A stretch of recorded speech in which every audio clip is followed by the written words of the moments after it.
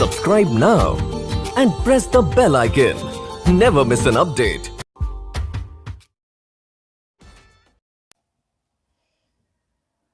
Question में देखिए दिया हुआ है हाइड्रोजन परमाणु में प्रोटॉन तथा इलेक्ट्रॉन के बीच का दूरी 5.3 गुना 10 पे पावर -11 मीटर है। इनके बीच विद्युत आकर्षण बल की गणना कीजिए तथा गुरुत्वाकर्षण बल से तुलना कीजिए। यानी देखिए एक हाइड्रोजन परमाणु में प्रोटॉन और इलेक्ट्रॉन, तो प्रोटॉन पॉजिटिव है, इलेक्ट्रॉन नेगेटिव है, दोनों के बीच आकर्षण बल लगेगा। तो उस आकर्षण बल का गणना पहले करना, तो सबसे पहले आकर्षण बल निकाल लेते हैं। अब यहाँ पर देखिए अगर हम आकर्षण बल लगाते हैं कूलॉम के नियम से निकालते हैं, तो कूलॉम के नियम से दो बिंदु आवेशों के लिए वायु में विद्युत बल कितना होता है? F इलेक्ट्रिक यानी कि इलेक्ट्रिक फोर्स विद्युत बल होता है 1/4 पाई एप्सिलॉन नॉट पहला चार्ज गुना दूसरा चार्ज और बटे दोनों के बीच के दूरी का वर्ग, यानी 1/4 pi epsilon not Q1 Q2 बटा आर स्क्वायर। ये कूलॉम के नियम से विद्युतीय बल होता है। अब यहाँ पर अगर हम वैल्यू देखें, यहाँ 1/4 पाई एप्सिलॉन नॉट जो आप देख रहे हैं फॉर्मूला में, वो एक कांस्टेंट होता है 9 गुना 10 पे पावर 9 न्यूटन मीटर स्क्वायर प्रति कूलम स्क्वायर। ठीक है। उसके बाद अगर पहला चार्ज का बात करें तो हम प्रोटॉन को पहला चार्ज मान सकते हैं। तो प्रोटॉन पर आवेश होता है +1.6 10 पे पावर -19 कूलम, और दूसरा चार्ज इलेक्ट्रॉन दिया हुआ है तो ये हो जाएगा -1.6 10 पे पावर -19 कूलम। ये हो गया। और आर भी दिया हुआ है, दोनों के बीच का दूरी भी दिया हुआ है 5.3 10 पे पावर -11 मीटर। अब सबका मान रख देते हैं, इसीलिए F इलेक्ट्रिक यानी कि विद्युतीय बल हो जाएगा 9 गुना 10 का पावर 9 न्यूटन मीटर स्क्वायर प्रति कूलम स्क्वायर। फिर Q1 का मान रखेंगे 1.6 10 पे पावर -19 कूलम।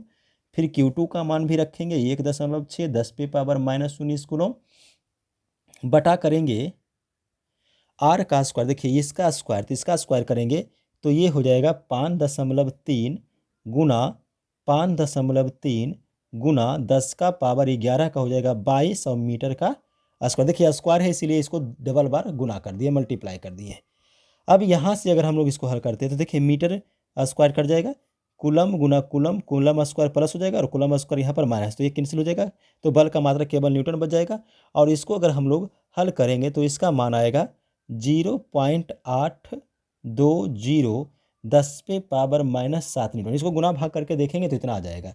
अब इसीलिए हम लोग लिख सकते हैं कि जो विद्युतीय बल निकला या इलेक्ट्रिक, इसको एक अंक दशमलव खिसका देते हैं तो 8.20 गुना 10 पे पावर हो जाएगा -8 न्यूटन। याद रखिएगा जब दशमलव को राइट साइड खिसकाएंगे तो पावर जो है वो माइनस होगा, जितना अंक दशमलव दाहिना ओर खिसकेगा। तो यहाँ पर देखिए दशमलव जो है एक अंक दाहिना ओर खिसका है तो पावर एक माइनस करेंगे, पहले से -7 है तो पावर कितना हो जाएगा? पावर हो जाएगा -8 न्यूटन। तो ये देखिए विद्युतीय आकर्षण बल का गणना कीजिए तो ये आकर्षण बल निकल चुका है। अब कहता है कि तथा गुरुत्वाकर्षण बल से तुलना की, यानी कि ये जो विद्युतीय बल निकला ये प्रोटॉन और इलेक्ट्रॉन के बीच जो गुरुत्वाकर्षण बल निकलेगा उसका तुलना करना है। तो अब हम लोग प्रोटॉन और इलेक्ट्रॉन के बीच का गुरुत्वाकर्षण बल निकाल लेते हैं और उससे तुलना कर देंगे। ठीक है। अब देखिए न्यूटन के गुरुत्वाकर्षण नियम अगर हम लोग लगाते हैं, न्यूटन के गुरुत्वाकर्षण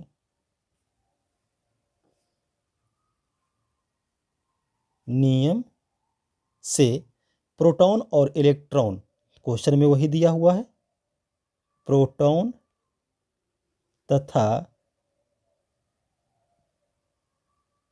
इलेक्ट्रॉन के बीच विद्युतीय बल निकाल चुके हैं। अब हम लोग निकाल रहे हैं गुरुत्वाकर्षण बल। तो F ग्रेविटी कर देते हैं और ये होता है G पहला वस्तु का द्रव्यमान, दूसरा वस्तु का द्रव्यमान, दोनों के बीच का दूरी का वर्ग, यानी F ग्रेविटी होता है G m1 m2 बटा R स्क्वायर। अब यहाँ पर देखिए क्वेश्चन में दिया हुआ था ब्रैकेट में कि G का जो वैल्यू है वो लेना है 6.7 10 पे पावर -11 न्यूटन मीटर स्क्वायर प्रति केजी स्क्वायर। पहला वस्तु अगर हम इलेक्ट्रॉन को मान लेते हैं तो इलेक्ट्रॉन का द्रव्यमान हो जाएगा 9.1 गुना 10⁻³ kg।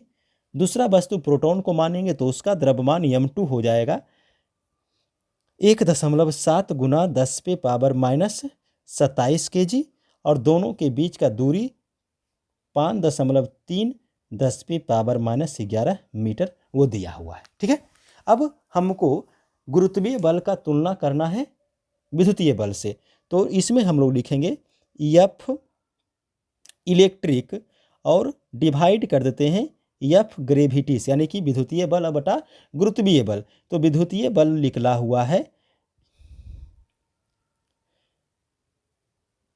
8.2 गुना 10⁻⁻8 न्यूटन बटा, अब हम लोग F ग्रेविटी का मान निकाल लेते हैं पहले, उसके बाद इसमें मान रख देंगे। तो यहाँ पर हम लोग निकाल लेते हैं F ग्रेविटी। तो F ग्रेविटी में पहले G का मान रखेंगे 6.7 10⁻11, फिर M1 रखेंगे 9.1 10⁻31, फिर M2 रखेंगे 1.7 10⁻27। ठीक है, बटा करेंगे R का स्क्वायर, तो R का स्क्वायर करेंगे 5.3 गुना 10⁻11 का हो जाएगा 22, तो ये स्क्वायर करके हो गया। ठीक है, अब इसको अगर हम लोग हल करते हैं तो F ग्रेविटी जो है यानी गुरुत्वीय बल वो निकल कर आएगा 3.68 10⁻47 न्यूटन, यानी कि लगभग में हम इसको क्या लिख सकते हैं 3.7 लिख सकते हैं 10⁻47 न्यूटन। अब ये जो देखिए F इलेक्ट्रिक बटा F ग्रेविटी है, तो यहाँ पर F ग्रेविटी कितना आ गया है 3.7 10⁻47 न्यूटन, तो ये न्यूटन न्यूटन कट जाएगा, और F विद्युतीय और F गुरुत्वाकर्षण ये निकल कर आएगा, गुना करिएगा भाग कीजिएगा तो 2.2 गुना 10⁻39। आप चाहे तो इसको इधर ले जा सकते हैं, तो F इलेक्ट्रिक इक्वल टू हो जाएगा 2.2 10⁻39 और F ग्रेविटी, यानी इसका मतलब ये हुआ कि विद्युतीय बल जो है वो गुरुत्वीय बल से 2.2 गुना 10⁻39 गुना होता है। तो ये दोनों का तुलना हो गया। इस क्वेश्चन में देखिए, जांच द्वारा सुनिश्चित कीजिए कि ke² बटा GME/MP विमाहीन है और भौतिक नियतांकों की सारणी देखकर इस अनुपात का मान ज्ञात करें। इसमें दो क्वेश्चन समझ लीजिए दिया हुआ है, एक तो ये दिया हुआ है, इसका सोल्यूशन अगर हम लोग देखते हैं तो एक ये दिया हुआ है ke² बटा G इंटू ME/MP, और हमको दिखलाना है कि ये विमाहीन है। अब इसमें राशि समझिए, देखिए ये जो के है वो परावैद्युतांक नियतांक आपका, ई जो है वो आवेश है इलेक्ट्रॉन या प्रोटॉन पर, जी गुरुत्वाकर्षण नियतांक, एम ई यानी इलेक्ट्रॉन का द्रव्यमान, और पी जो है वो आपका प्रोटॉन का द्रव्यमान। और इसका अनुपात अगर हम करते हैं तो वो एक नियतांक जो है विमाहीन आना चाहिए, ये हम लोग को दिखाना है। तो इसमें अगर हम देखते हैं के, तो के क्या है, के आपका जो है वो एक परावैद्युतांक नियतांक होता है, परावैद्युतांक नियतांक। ठीक है, और इसका अगर बीमा निकालिएगा तो बीमा इसका निकलेगा ML3 T⁻⁴ और A⁻², ये हो गया के का बीमा। उसके बाद ई क्या है, ई आपका आवेश है, चार्ज इलेक्ट्रॉन या प्रोटॉन। तो आवेश का बीमा अगर निकालते हैं तो आवेश का बीमा होता है ए और टी। उसके बाद दिया हुआ है जी, जी आपका गुरुत्वाकर्षण नियतांक है, गुरुत्वाकर्षण नियतांक। तो इसका भी अगर हम बीमा निकाल कर देते देखेंगे तो इसका बीमा आएगा M-1 L/3 और T⁻²। तो ये हो गया गुरुत्वाकर्षण बीमा का, गुरुत्वाकर्षण नियतांक का बीमा। उसके बाद एक राशि है ME यानी कि इलेक्ट्रॉन का द्रव्यमान। ठीक है, इलेक्ट्रॉन का द्रव्यमान, और इतना ही MP का भी बीमा होगा, बराबर MP, यानी कि देखिए दोनों द्रव्यमान ही, इलेक्ट्रॉन का हो या प्रोटॉन का, बीमा तो वही रहेगा कैपिटल M।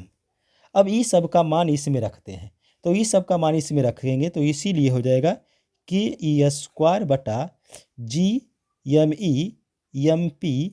का बीमा। देख लेते हैं तो के का बीमा है दिया हुआ ML3T पर -4 और A पर -2। उसके बाद गुना है E का स्क्वायर, यानी कि ये जो बीमा देख रहे हैं इस पर स्क्वायर करेंगे तो A का स्क्वायर और T का स्क्वायर हो जाएगा, बटा G का बीमा है M-1 L3 और T पर -2। फिर गुना है ME, तो इसका बीमा M और MP का भी बीमा M। अब अगर इसको हम लोग हल करते हैं तो आपको देखिए यहाँ पे पता चल रहा होगा कि M और नीचे देखिएगा M और M, तो M पर पावर 2 हो जाएगा और -1 है तो M पर पावर 1 बचेगा और ऊपर जाएगा तो -1 हो जाएगा, यानी इसका पावर बच जाएगा M का 0। देखिए ये M और M कैंसिल होगा, अब M पर पावर कुछ नहीं तो +1 और पावर -1, तो कितना बचेगा M पर 0। उसके बाद L पर देखिए 3 और 3 कैंसिल होगा तो L पर पावर हो गया 0। उसके बाद T पर देखिएगा तो T पर पावर देखिए -4 है और यहाँ T पर पावर -2 है तो कितना बचेगा, T पर -2 बचेगा और नीचे भी T पर -2 है तो क्या बचेगा, कुछ भी नहीं बचेगा, 0 हो जाएगा। अब देखिएगा A पर पावर -2 और A पर पावर +2, तो A पर पावर कितना बचेगा, 0। अब देखिए इसका मतलब ये हो गया कि M 0 है, L भी 0 है, T पर पावर 0, A पर पावर 0 है। इसका मतलब क्या हो गया कि किसी भी अंक पर पावर 0 तो उसका मान होता है 1। तो अब 1 तो देखिए संख्या हो गया, इसका मतलब ये जो राशि के² बटा GME/MP है उसका बीमा क्या आया, कुछ भी नहीं आया, मतलब ये क्या हो गया, बीमाहीन राशि हो गया। ये हो गया आपका बीमाहीन राशि। यही क्वेश्चन में पूछा हुआ था कि सिद्ध कीजिए कि ये एक बीमाहीन है, तो बीमाहीन राशि सिद्ध हो गया। अब इसी में कहता है कि भौतिक नियतांकों की सारणी देखकर इस अनुपात का, यानी कि ये जो अनुपात देख रहे हैं इस अनुपात का वैल्यू निकालना है, तो उसका वैल्यू निकाल लेते हैं। 9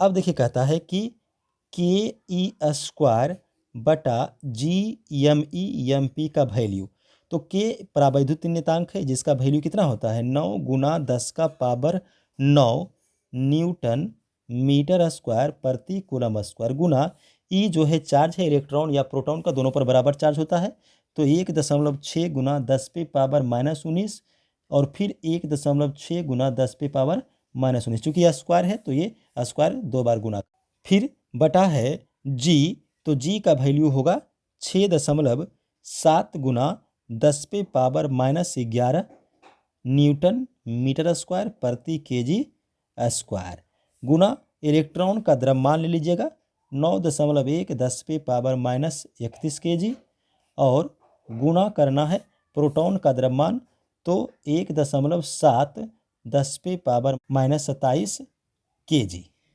अब इसको हम लोग हल कर लेते हैं तो देखिए अगर हम इसको हल करते हैं तो इसका वैल्यू आपको निकल कर आएगा 2.29 × 10⁻39। आप इसको गुना भाग करके देख लीजिएगा, आपको इतना मिल जाएगा।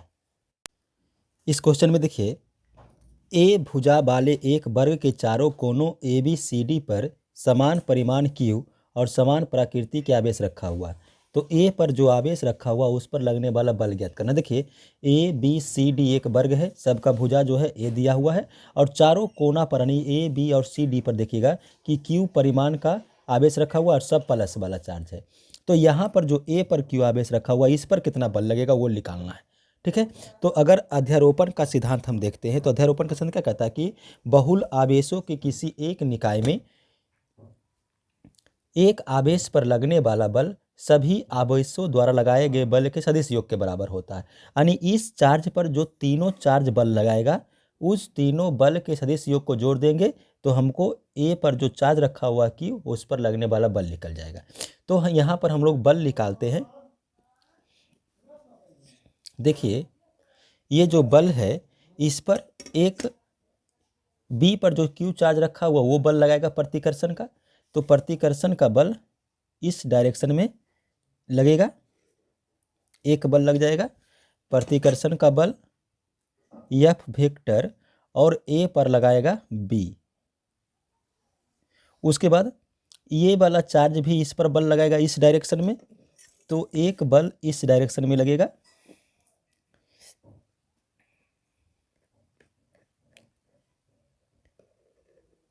इस डायरेक्शन में एक बल लगेगा और इस बल का नाम रखेंगे एफ वेक्टर ए वाला चार्ज पर ही लगेगा।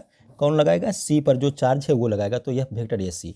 एक बल देखिए ये वाला दोनों के बीच प्रतिकर्षण बल लगेगा नीचे की ओर, तो एक प्रतिकर्षण बल जो है यहाँ पे लगेगा इस डायरेक्शन में नीचे की ओर, और इस बल का नाम रखेंगे एफ वेक्टर ए पर जो चार्ज है, और कौन लगाएगा? डी वाला।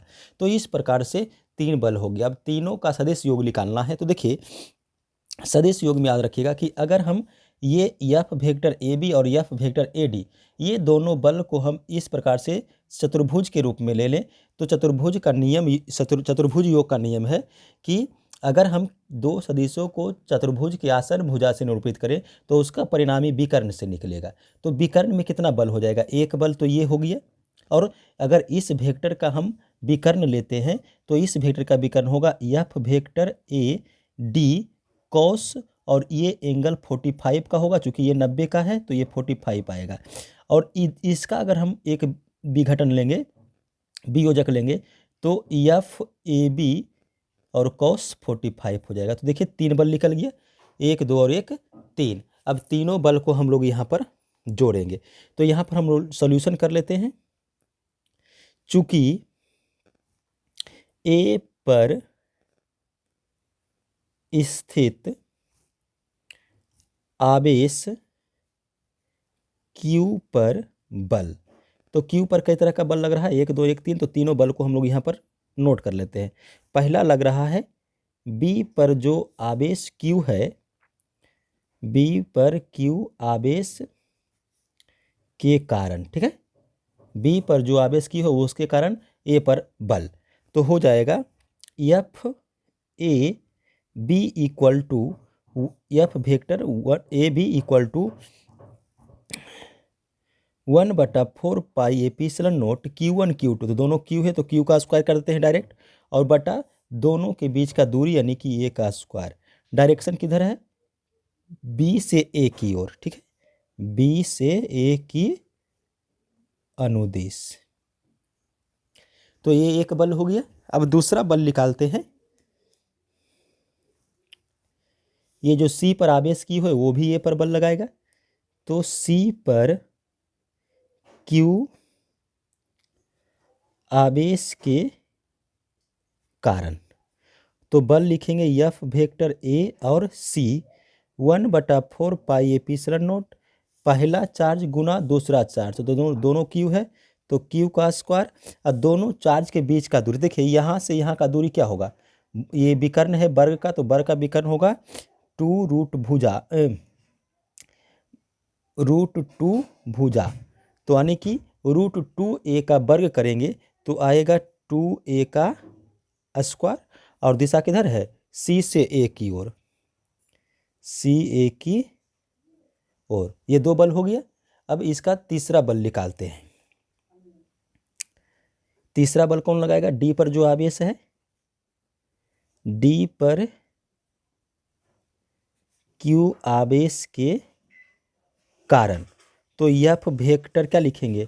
AD, फॉर्मूला रहेगा 1/4 pi epsilon naught Q1 Q2, तो Q स्क्वायर, और दोनों के बीच का दूरी देखिए A है तो A का स्क्वायर। दिशा दीजिएगा तो दिशा हो जाएगा D से A की ओर, D से A की ओर। तो ये 3 बल हो गया। अब बहुल आवेशों के किसी एक निकाय में एक आवेश पर लगने वाला बल सभी आवेशों द्वारा लगाए गए बल के सदिश योग के बराबर होता है। तब यहाँ पर हम परिणामी बल निकालेंगे सदिश योग का नियम लगाकर। अतः A पर स्थित आवेश पर परिणामी बल, परिणामी बल को F मान लेते हैं, तो F इक्वल टू हो जाएगा, देखिए कितना बल लग रहा है, एफ ए सी एक बल लग रहा है, प्लस एफ ए बी कोस 45 लग रहा है, एफ ए बी cos 45 लग रहा है और plus F A D cos 45 लग रहा है, एफ ए डी cos 45। तो ये तीन तरह का बल जो है विकर्ण की ओर काम कर रहा है। तीनों को जोड़ देंगे, चूंकि जब भी दो सदिश जो है से समांतर चतुर्भुज का आसन्न भुजा से निरूपित होगा तो परिणामी विकर्ण से निकलेगा। अब सबका वैल्यू रख दीजिए। एफ इक्वल टू, देखिए F A C, F A B, F A D तीनों में कॉमन क्या आएगा? तीनों में कॉमन आएगा 1/4 पाई एप्सिलॉन नोट और क्यू स्क्वायर बटा ए स्क्वायर, तीनों में कॉमन आएगा। उसके बाद इसमें बच जाएगा 1/2। एफ ए सी में देखिए यहाँ पर 2 है ना, तो 1/2 बच जाएगा, चूंकि क्यू स्क्वायर और ए स्क्वायर निकल चुका है। प्लस cos 45, तो cos देखिए एफ ए बी तो निकल चुका है, एफ ए बी और एफ ए डी दोनों बराबर है 1/4 pi epsilon naught Q square बटा ए स्क्वायर। तो बचेगा cos 45 और cos 45, तो cos 45 1/√2 और फिर 1/√2। अब यहाँ से देखिएगा तो F equal to 1/4 pi epsilon naught Q square बटा ए स्क्वायर, और इसको अगर हम लोग हल करते हैं तो ये हो जाएगा 1/2 प्लस देखिए 1/√2 और 1/√2 कितना हो जाएगा? ये हो जाएगा √2 और न्यूटन। तो ये आपका बल आ गया। ठीक है, ये आपका आंसर हो गया सॉल्यूशन का।